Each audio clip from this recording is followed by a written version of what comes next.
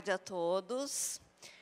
Primeiro, gostaria muito de agradecer à organização do evento pelo convite. Fiquei bastante lisonjeada em ser convidada para este evento, onde se coloca as mulheres de TI em foco, né? Então, eu fiquei bastante agradecida e lisonjeada. Bom, eu vou até pedir para a Michele me controlar no tempo, tá? Porque, como toda professora, eu gosto de falar bastante, né? Antes de começar a falar sobre o assunto, né, que é a parte de pesquisa, que eu vou estar conversando com vocês, como eu sou uma mulher de TI, porque eu sou originalmente mesmo de TI, vou falar só um pouco da minha formação. Né? Eu sou formada em Ciência da Computação, então eu fiz faculdade de Ciência da Computação. Na época em que eu fiz a faculdade, não faz tanto tempo assim, claro, mas na época em que eu fiz a faculdade, nós tínhamos mais mulheres no curso do que hoje em dia. Tá? Então, isso reflete um pouco até no departamento que eu faço parte aqui em Sorocaba. No departamento que eu faço parte aqui, nós temos metade do departamento de mulheres, um departamento de computação. Então, a minha geração ainda teve muita mulher estudando dentro da área de tecnologia. E aí, depois, eu continuei na área, fui por uma área um pouquinho mais masculina, que foi a engenharia. Eu fui para a engenharia da computação, onde eu fiz o meu mestrado e meu doutorado dentro da engenharia da computação. E também era muito engraçado, porque o laboratório que eu fiz parte dentro da USP, era dentro da Escola Politécnica, a maioria dos docentes eram mulheres. Né? Então, eu venho de uma experiência muito boa de ter mulheres dentro da área de TI que fizeram parte da minha vida acadêmica e que também me deram muitos exemplos. Além da área acadêmica, eu também trabalhei no mercado. Eu trabalhei no mercado na área de redes, trabalhei na parte de desenvolvimento. Então, eu tive assim, a oportunidade de olhar os diferentes mundos aí dentro da área de TI. Então, só para vocês conhecerem um pouco de onde eu vim. Né? Para falar das pesquisas que eu faço, quando eu fui convidada para vir aqui conversar com vocês, eu fiz a opção de falar de uma maneira mais geral, né, das oportunidades de pesquisa que nós temos dentro do campus, dentro do programa de pós-graduação do campus, porque eu sei que alguns conhecem, outros não, e depois ir focando mais no laboratório, de onde eu venho, e depois das pesquisas que eu faço. Tá? Então, algumas coisas que eu vou falar aqui, que são de outros pesquisadores do programa, talvez eu não possa me aprofundar se alguém tiver alguma dúvida posteriormente, né? Mas aí vocês vão conseguir achar o contato dessas pessoas dentro de alguns sites que eu vou falar aqui para vocês. Vamos lá? Bom, qual é a agenda que eu montei? Né? Então, primeiro eu vou falar do programa, e dentro da área de computação a gente adora a sigla, e na área acadêmica não é muito diferente. Então, vocês podem ver que a minha agenda ali só tem sigla. Então, primeiro eu vou falar do nosso programa de pós-graduação em Ciência da Computação, do campus Sorocaba. Tá? Então, eu vou falar do geral, que é do programa, quais são as linhas de pesquisa, quem são os docentes envolvidos. Tá? Depois, eu vou falar do LERES, que é este laboratório aqui, ó, do qual eu faço parte, né? Então, os docentes que fazem parte desse laboratório. E depois eu vou falar do ex-LERES, que é o meu grupo de pesquisa. Então, vejam que eu vou partir do grande e vou afunilando para chegar até onde eu posso falar com mais propriedade. Bom, o programa de pós-graduação em Ciência da Computação de Sorocaba, e se vocês observaram lá no slide de título, eu pus Campus Sorocaba em vermelho. Por quê? Porque quando a gente fala Universidade Federal de São Carlos, todo mundo pensa em São Carlos, é claro, né? E aí a gente quer sempre deixar bastante claro que é Sorocaba. Nós temos um outro programa de pós-graduação aqui em Sorocaba, que é diferente do programa de pós-graduação lá de São Carlos, dentro da ciência da computação. Então, atualmente, o coordenador do programa de pós-graduação é o professor Alexandre Álvaro. Vocês vão ver a foto dele aí no meio, porque eu também vou falar. Atualmente, por quê? Porque dentro da universidade pública a gente faz um rodízio de chefias, coordenações e etc., né? Então, as pessoas não têm cargo vitalício dentro dessas responsabilidades. Então, atualmente, é o professor Dr. Alexandre Álvaro, que é o coordenador. Por favor, você pode mandar. Obrigada. Bom, mas vamos começar primeiro falando o que é mestrado, né? Nossa, mestrado é uma maravilha. Não é? Olha lá, ó, quem faz até, né, levanta a antena. É aquela praia maravilhosa. Olha que paisagem linda, né? Então, eu penso, eu vou fazer mestrado porque é demais, né? É uma felicidade. Gente, é uma felicidade. Eu amo o que eu faço. Eu escolhi ir para a área acadêmica. Eu não fui por acidente. Eu podia ter ficado no mercado. Eu escolhi. Eu fui para a área acadêmica porque eu queria. Eu amo, mas é muito trabalho. Tá? E é trabalho em profundidade. Eu costumo dizer o seguinte, quando eu vou até conversar, né, com as pessoas que querem fazer mestrado. Qual é a diferença de você fazer uma especialização, numa determinada parte de tecnologia ou qualquer outra área, e de você fazer um mestrado? Quando você faz uma especialização, você tem uma visão em largura. Então, você conhece um pouco de tudo, das novidades tecnológicas, você se atualiza. Quando você faz um mestrado, você tem uma visão em profundidade. Ou seja, você escolhe um tópico e você mergulha nele, porque você precisa saber muito sobre aquele tópico. Você precisa ler muito sobre aquilo. Então, isto é mestrado. Então, ele pode ser aquela paisagem toda? Pode ser. Mas, como tudo tem o seu preço, tem que nadar bastante, né? Então, aqui eu estou vendo orientados, né, Anderson? Olha lá, meu ex-filho lá atrás, ó. Ele nadou bastante, né, Anderson? Até conseguir chegar a concluir o mestrado dele. Então, é legal? É, mas tem muito trabalho a ser feito. Bom, então, o curso de mestrado, aqui uma definição mais formal, visa possibilitar ao portador de diploma de graduação, então você tem que ter graduação, condições de desenvolver estudos de natureza científica e tecnológica para o domínio dos instrumentos conceituais, metodológicos da área de ciência da computação, qualificando a docência, pesquisa e o exercício profissional especializado. Então, mestrado não é só para quem quer seguir a área acadêmica. O mestrado é você conhecer algo em profundidade. Então, quem trabalha no mercado também pode fazer.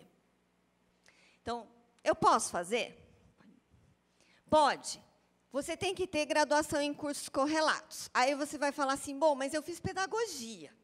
Né? Não estou discriminando ninguém, por favor, ok? Só estou dando um exemplo prático. Eu fiz pedagogia e eu quero fazer um mestrado em ciência da computação. Eu posso? Pode, mas você vai ter bastante dificuldade. Por quê? Porque quando você entra no mestrado, para você fazer as disciplinas relativas ao mestrado, você tem que ter um conhecimento básico da área. Então, quando você vai fazer uma disciplina de programação, complexidade algorítmica, redes, você já tem que ter um conhecimento prévio. Então, o que a gente fala de cursos correlatos são os cursos da área de TI que dão suporte para que você possa fazer o mestrado em ciência da computação. Ok? Você pode ser aluno regular ou aluno especial. O que é o aluno regular? O aluno regular é aquele que já entra matriculado com um orientador, e ele, a partir do momento que ele já está entrando, ele tem 2 anos. 2 anos para fazer as disciplinas, se ele não fez ainda, para fazer o projeto e mais N outras coisas que ele tem que cumprir. O que a gente tem em todo o programa de pós-graduação, e aqui não é diferente, é a oportunidade de você ser aluno especial. O que é um aluno especial? É aquele que ele não está formalmente matriculado no programa, ele ainda não tem um orientador formal, mas ele pode cursar as disciplinas. E o que é legal isso? Eu posso matar os créditos das disciplinas, e quando eu entro como regular, eu entro para fazer o projeto. E aí eu tenho mais fôlego para fazer o projeto.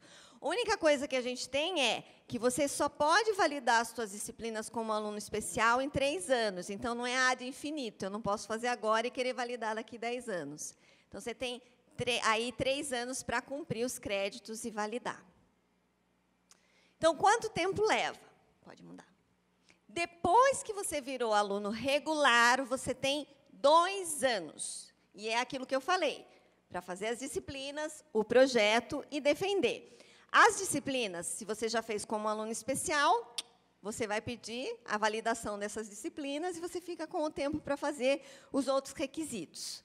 As aulas que são ofertadas no nosso programa, elas são manhã e tarde, né? Então, a gente sempre solta a grade horária, assim que acontece o processo seletivo regular, eu vou falar disso mais para frente, mais no final, tá? E o aluno especial também tem um período onde ele pode pedir a matrícula nas disciplinas que ele deseja cursar.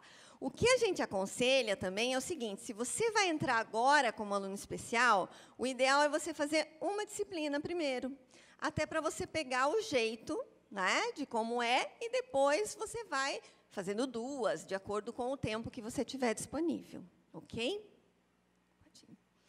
Aí, só para colocar, eu já falei no começo, né, mas fica longe de São Carlos? Não, é aqui.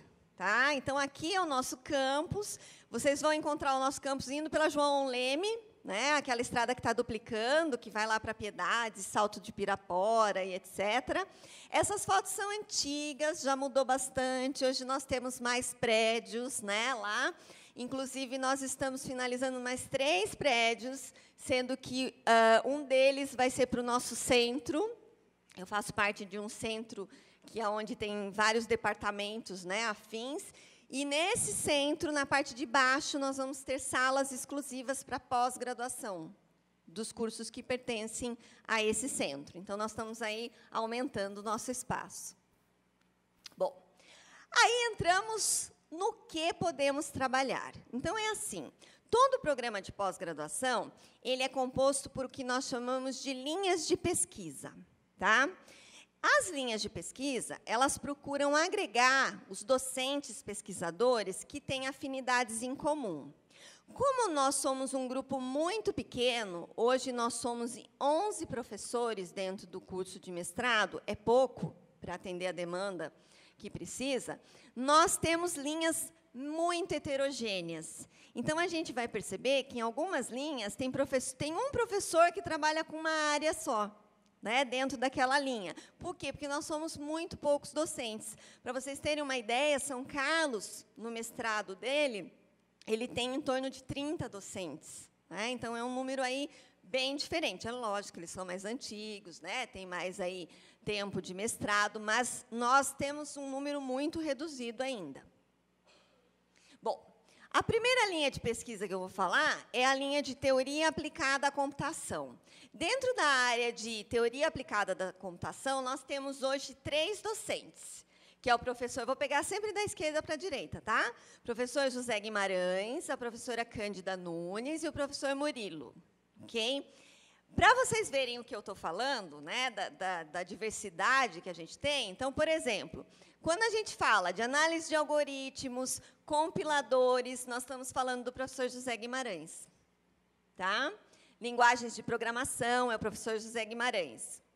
Quando a gente fala de computação gráfica, processamento de imagens e sinais, projeto e desenvolvimento de jogos eletrônicos interativos, nós estamos falando do professor Murilo. E aí, a professora Cândida trabalha com teoria dos gráficos e teoria da computação. Ok? Ou seja, dentro de uma mesma linha, a gente tem várias especialidades. Eu coloquei aí todos esses nomes para tentar identificar algumas palavras mais conhecidas, inclusive para vocês. Mas depois eu vou falar qual é o site do programa, vocês podem entrar na página dos professores e olhar o que esses professores estão fazendo. Tá bom? A segunda linha é a linha de engenharia de software e gestão do conhecimento. Vejam que eu não estou aí. Você vai falar, mas ela falou que ela trabalha com engenharia de software. Pois é, eu trabalho com engenharia de software, mas sempre ela voltada para a interação humano-computador. Tá? E, normalmente, eu trabalho dentro da web, ou de dispositivos móveis. Então, eu estou numa outra linha. Ok? Nessa linha, a maioria dos docentes, pessoal, eles estão envolvidos com a parte de inteligência artificial. Se vocês observarem, não foi erro meu, não foi porque eu estava com sono, mas tem o professor lá em cima, um pouquinho isolado. Estão vendo ele lá? Isso é de propósito, tá? É porque o professor Alexandre Álvaro, dentro dessa linha, é o único professor que trabalha com engenharia de software. Tá bom? Que é ele que está lá em cima. Então, ele trabalha com engenharia de software. Os demais docentes trabalham com inteligência artificial, que é, pegando lá em cima, a professora Cátia Facelli, aqui embaixo, a oriental, que é a professora Tieme Sakata. Estou na tua frente, né? Deixa eu vir para cá. O Tiago, né? O Tiago Almeida, que trabalha com inteligência artificial, e a professora Salde Montenegro, que está aqui mais para baixo, que ela trabalha com aprendizado de máquina e com banco de dados. Né? Então, ela também, aí, desse grupo, é a única professora que trabalha com banco de dados. Ok? E eu cheguei aqui. Estou aqui. Eu faço parte de uma linha de pesquisa chamada Arquiteturas Distribuídas de Software. Por quê? Porque o web é uma arquitetura distribuída de software. Né? Então, como eu trabalho bastante nessa área de web, mobile, eu acabei ficando aqui. Tá? Também, engenharia de software não está pequenininho, porque eu errei, não. Já vou falar. Ok? Bom, quem faz parte desta linha? Então, lá em cima, professor Fábio Verdi. O professor Fábio Verdi trabalha na área de computação ubíqua e móvel também, mas mais sobre o viés de redes de computadores. Então, enquanto eu trabalho mais na camada de cima, de redes, ele trabalha mais na camada de baixo, né? Mais na camada de comunicação. Ele trabalha bastante com a parte de cloud computing, né? Um nicho que ele tem explorado bastante. Do lado de lá, antes de falar de mim, professor Gustavo Maciel. O professor Gustavo Maciel também é da área de redes, mas mais especificamente de algoritmos distribuídos. Tá? Ele vem da área aí de sistemas distribuídos. E eu, Luciana Zaina, que trabalho com interface humano-computador, ou interação humano-computador, ou user experience, né? Como vocês queiram chamar, em engenharia de software. A minha engenharia de software ali está pequenininha, justamente porque nessa linha a gente não tem o nome-chave engenharia de software. Porém, as minhas contribuições de pesquisa, o meu trabalho é sempre dentro dessa área. Tá? Daqui a pouco eu vou falar um pouquinho mais para vocês entenderem. Ok? Então, vejam que é uma linha bastante heterogênea também. Ok? Pessoal, linha de pesquisa é para a CAPES ver. A CAPES é o órgão que nos avalia. Ela vê linha de pesquisa. A gente precisa se agrupar em linha de pesquisa. Mas, de fato, o que acontece na vida real? A gente se agrupa por afinidade de pesquisa. E aí, pode ter um cara lá de redes que tem afinidade com a pessoa que trabalha com IHC, que acontece bastante.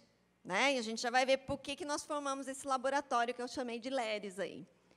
Tudo bem? Então, a gente tem muita mistura. Então, vocês vão ver pessoas de linhas diferentes fazendo parte do mesmo laboratório. Joia? Bom, nós temos hoje consolidados, ou seja, existem esses laboratórios dentro do nosso programa, que é o laboratório chamado LACID, que é o Laboratório de Sistemas Inteligentes e Distribuídos. Tá aí o link para vocês. O laboratório LACID ele é basicamente formado pelos professores da área de inteligência artificial, aprendizado de máquina, e tem o professor Gustavo, que é de sistemas distribuídos. Tá? Então, esse é o laboratório. O outro laboratório é o laboratório chamado LERES, este aqui. Ok? Que é o Laboratório de Estudos em Rede, Inovação e Software, ao qual eu faço parte. Viram que tem a palavra redes aí? Então, nós nos agrupamos por afinidade. Né? Então, vocês vão ver que tem professor de tudo quanto é linha de pesquisa dentro desse laboratório. Está aqui também o link para vocês acessarem, para conhecer um pouco mais os trabalhos. Pode ir? Bom, e aí cheguei para falar do LERES. Então, o LERES quer dizer Laboratório de Estudos em Redes, Inovação e Software. Vou falar um pouco sobre cada uma dessas palavras que estão aí, ó, redes, inovação e software, botando a cara das pessoas que trabalham em cada uma dessas áreas aí. Pode ir.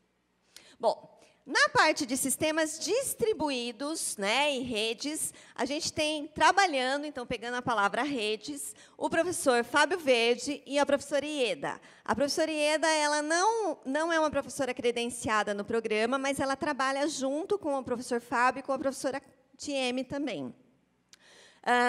Quais são as áreas, né, que se trabalha dentro dessa parte de redes? Então, a parte de roteamento, mobilidade, arquiteturas da internet da próxima geração, data centers, cloud computing, green computing, internet das coisas, smart grids. Então, essas pessoas trabalham com isso. Pode ir, por favor. Inovação, né? Então, na área específica de inovação, parte de startups e etc., quem trabalha é o professor Alexandre Álvaro. Tá? Então, essa parte de startups, inovação, empreendedorismo. E ele também trabalha com a internet das coisas e smart cities. Indo para a palavra software, o professor Alexandre também é meu parceiro, porque ele trabalha nessa parte de startup, inovação, empreendedorismo, internet das coisas, mais voltados para a engenharia de software, né, para a construção de software. E ele também trabalha com a parte de reuso de software, qualidade de software e desenvolvimento web e mobile. O professor Murilo, veja, o professor Murilo era da linha de teoria da computação, está aqui com a gente. Tá? Então, o professor Murilo, que trabalha com a parte de computação gráfica, games, né? Ele até fala, para quando eu vou falar de games, para falar que é serious games, né? Que são os jogos sérios, então são jogos com algum propósito específico, não é só o entretenimento.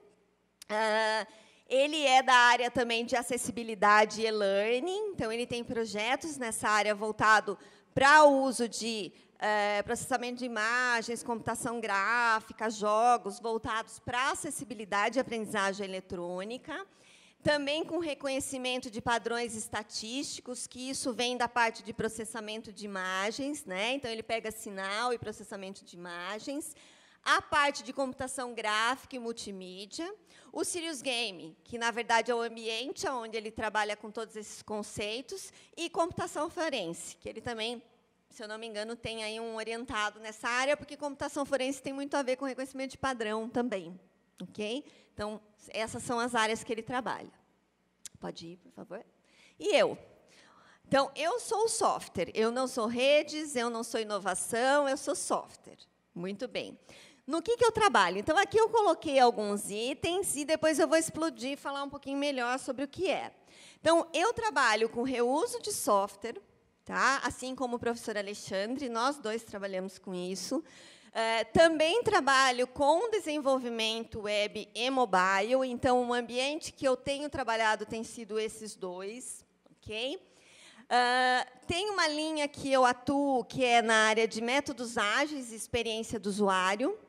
Daqui a pouco eu vou falar um pouquinho sobre isso. Então, dentro de processo de desenvolvimento de software, o que me atrai é essa parte de métodos ágeis, mais especificamente Scrum, junto com a interação de User Experience, que também já vou falar um pouco mais.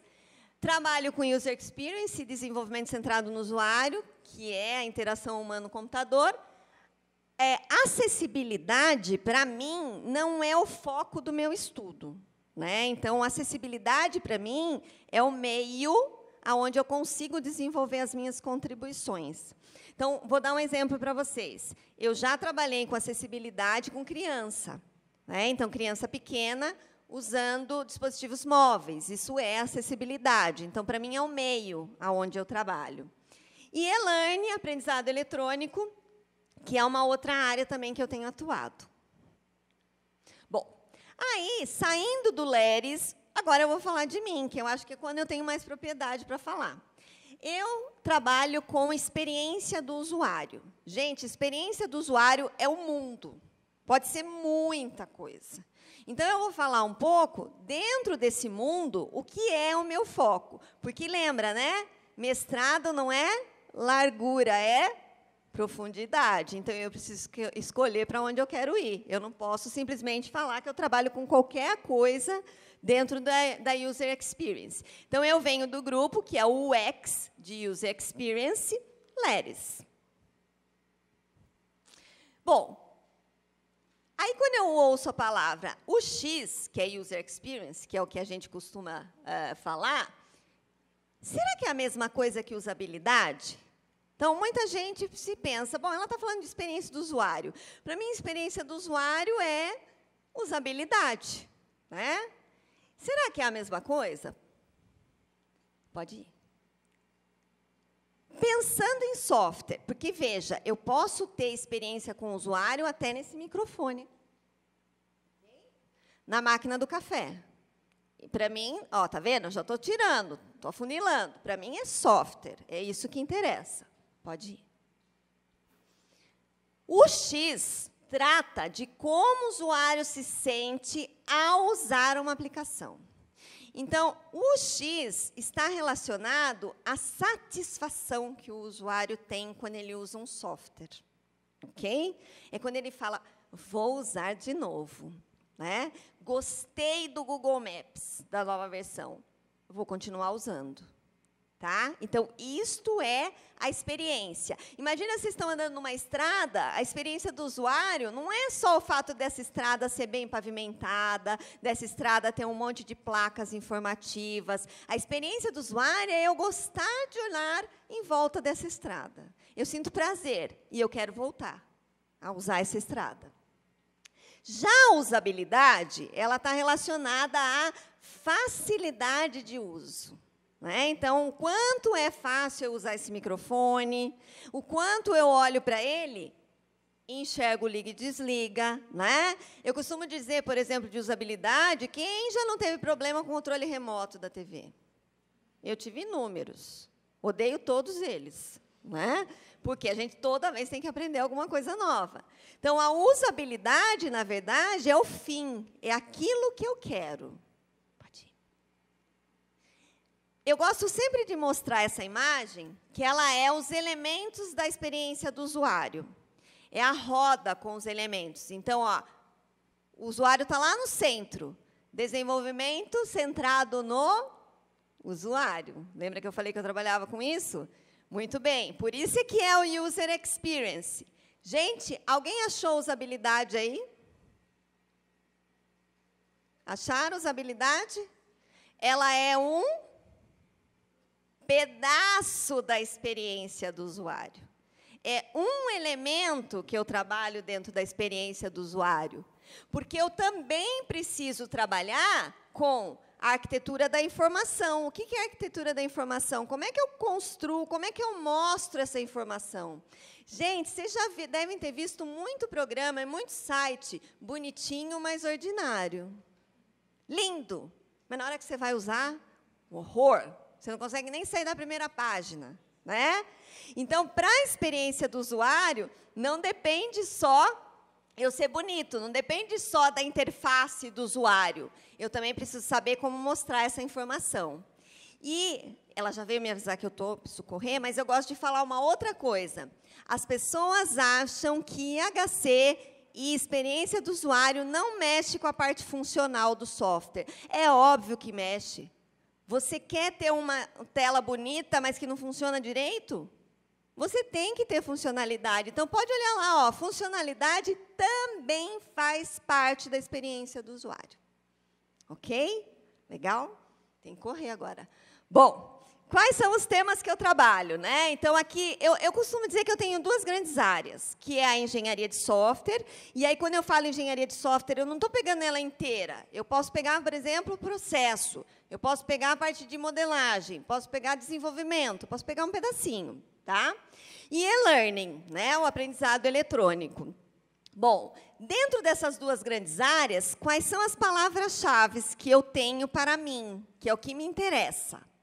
Reuso de software. Então, eu trabalho com linha de produto de software, modelagem, desenvolvimento orientado a modelos, né? Que é a metamodelagem. Mobile, eu tenho trabalhado muito com dispositivo móvel, tá?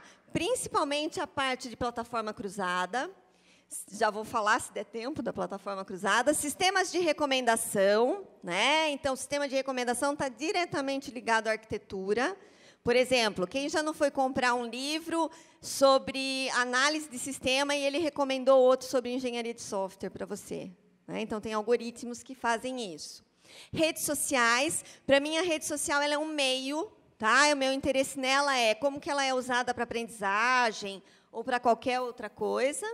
Adaptação de interação, também me interessa, né? A parte de adaptar a interação de acordo com o perfil do usuário, e o Scrum e o UX. Vamos lá. Pode passar. Bom, falando um pouquinho sobre o quê, porque sistema de recomendação também é um mundo.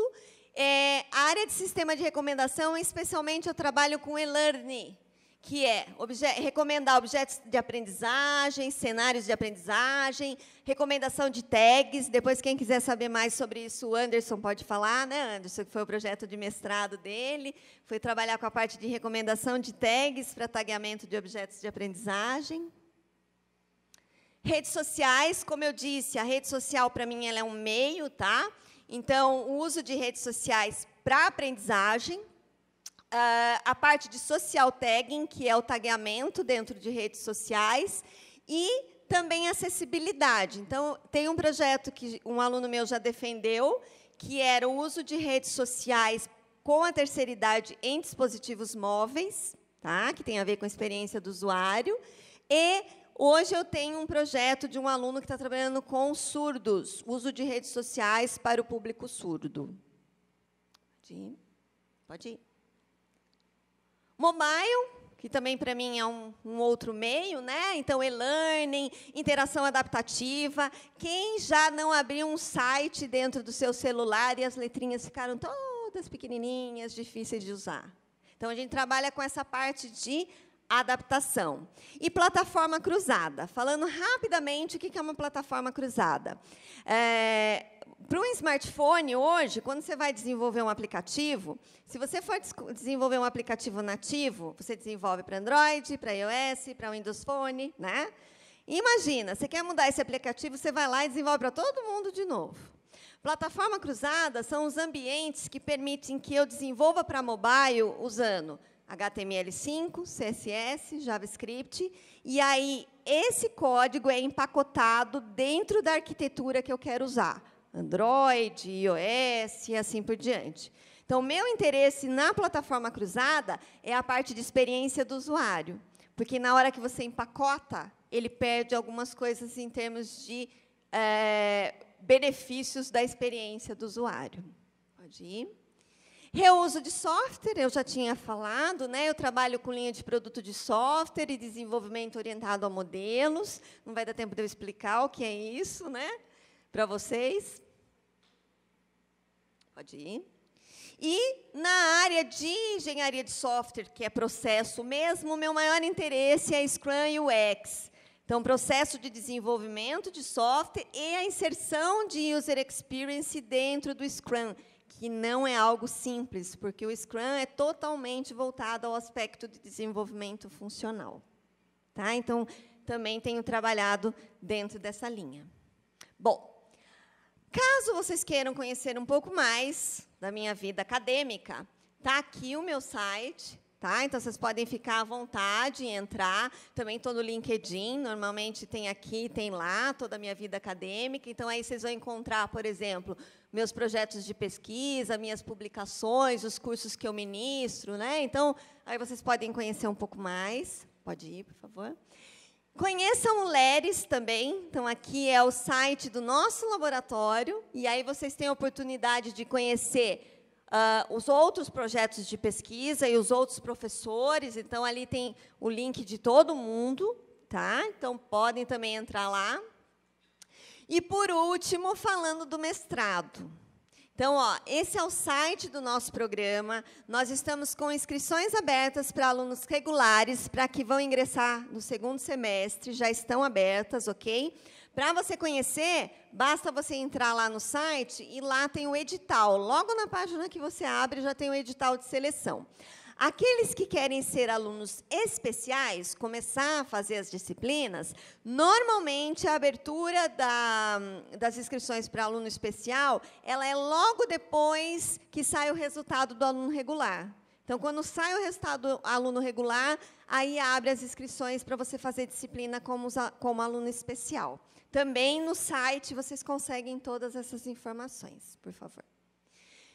E muito obrigada, acho que até me exagerei e falei demais. Aqui está meu e-mail, eu tenho Facebook, não costumo colocar no Facebook. Hoje eu acordei com dor de cabeça, hoje eu tomei suco de laranja. No meu Facebook vocês vão encontrar, é lógico, algumas vezes coisas pessoais minhas, mas normalmente eu gosto muito de postar novidades tecnológicas que eu vou encontrando, para o pessoal que já me acompanha, já sabe mais ou menos como é que é. Então, muito obrigada a todos aí pela atenção.